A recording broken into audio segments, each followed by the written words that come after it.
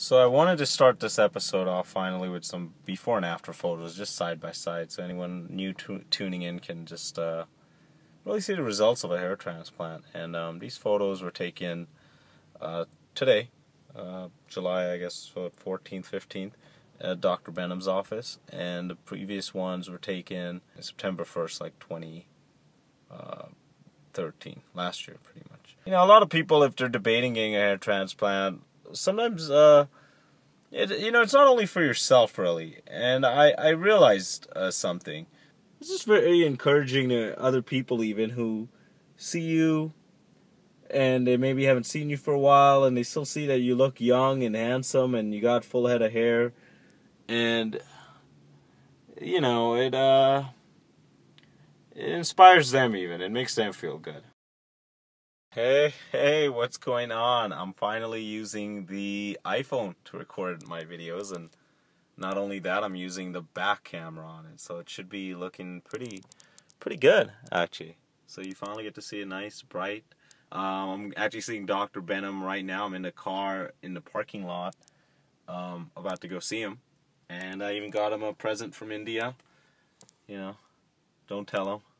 I'm just kidding. He's probably gonna get it before you even see this video. So let's look at my hair first. You know, that's always the most important. It's been about, what are we at? Almost 10.5 months now. I guess this is 10.5 months. I hope I'm getting a good shot of it.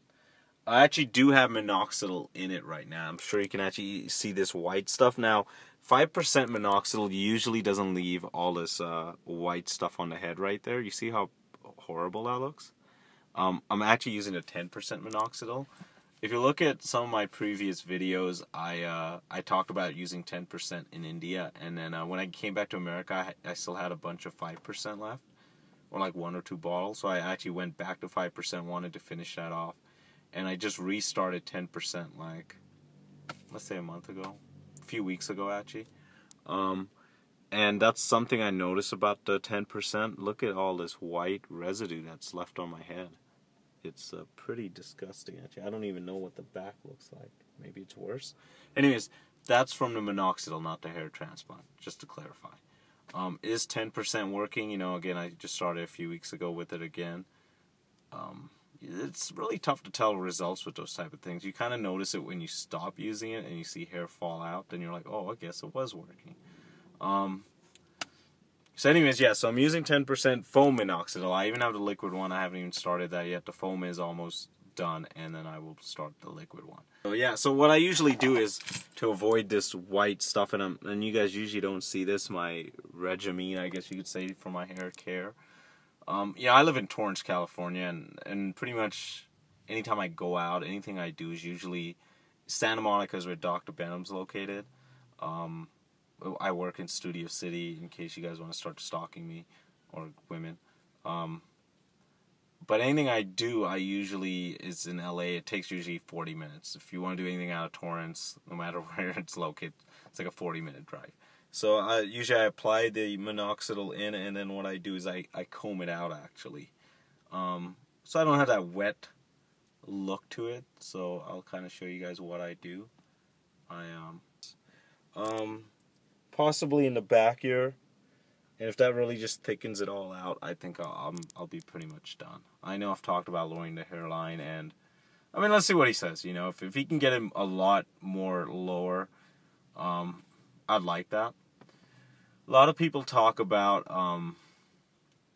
the lowered hairline being unnatural for them, as far as like, oh, when you get older. I have some coworkers who are 40 and 50, and their hairline is literally like, they've told me they have a thick-ass head of hair. They've told me they've never receded in the hairline, and theirs is actually like unusually low. It's like literally right here. I'm not even kidding. And I've looked at their hair, and they're like, yeah, we've never had a problem with any hair loss at all. And they're in their 40s, 50s. It does make them look a lot younger. They look a lot younger for their age. Everyone tells them that even. They're able to dye their hair. They color it, because they do have people say, oh, to get a natural hairline. I still never really understood that. I understand it's changing, but maybe I guess when you get a transplant, it makes it look fake anymore. I still haven't done the best job because I'm not really looking at the hair. You have to pull the visor down. Alright, well, let's go check out Dr. Behnam Clinic. And, where I parked it. Last time I came here, I usually park on the side street. You can park on the side street. Usually, I say that. But then the last time I came, I got a parking ticket. I guess I put up a new sign. Anyways, but Dr. Behnam said I'm allowed to park here next to his hotel parking lot in the back here. Hopefully my car doesn't get towed. But, I don't know if that's especially for me, and when I say me, I mean patients, current patients, or he even means people getting consultations. Here we are in the office, and I'm just waiting for Dr. Sean to come in. Okay, so I just got done with the meeting with Dr. Behnam. So anyways, here's my hair once again. I am actually, but what was good is he took some photos, before and after pictures. I am going to put them on in the beginning of this video, as you saw. So what we discussed, Dr. Behnam and I, was that we were debating if I should lower the hairline or if I should get the crown done. And we decided to do the crown first. And I know people are like, well, why wouldn't you get the hairline lowered? That's what's going to make the difference. But, and he's definitely right about this, and so was I thinking this. But I mean, just look at it from the side, really. When the hair starts growing out more here in the front, and this is bald right here, you get like this weird patch. It's tough to like really style it when you're missing this much. So we decided that 2,000 grafts in the crown will be good. When am I getting that done? That all depends on my finances. If I can get a better job or more pay, you know, I can definitely probably get more done sooner than later. Feel free to ask me any questions, subscribe to the channel, like this video, and definitely share it with your friends who you know are balding, or yeah, you know, it's good hair. You're getting back hair, and it's pretty nice hair. So definitely show it to them. It's an option to consider. And like I said, the pain level, a lot of people ask me about the pain level, and I would say it is less painful than going to the dentist. And I mention that because I do feel like a cavity coming in. Maybe I'll document that. I spoke about doing a live, another live, one of these videos live. And if any of you who are also doing these videos would like to get in on that, all you need is Google Hangout. You can join it. Maybe we can set a date that works well for all of us, and we can log in and really make it a discussion forum. Have other viewers who are curious about maybe getting a transplant can join in, or you can just watch it and you can write us questions live, and we're able to answer them.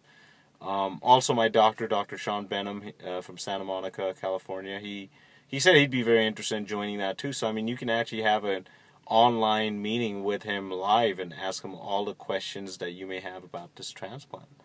So definitely let me know if anyone's interested in that, and I will, you know, we can all set that up.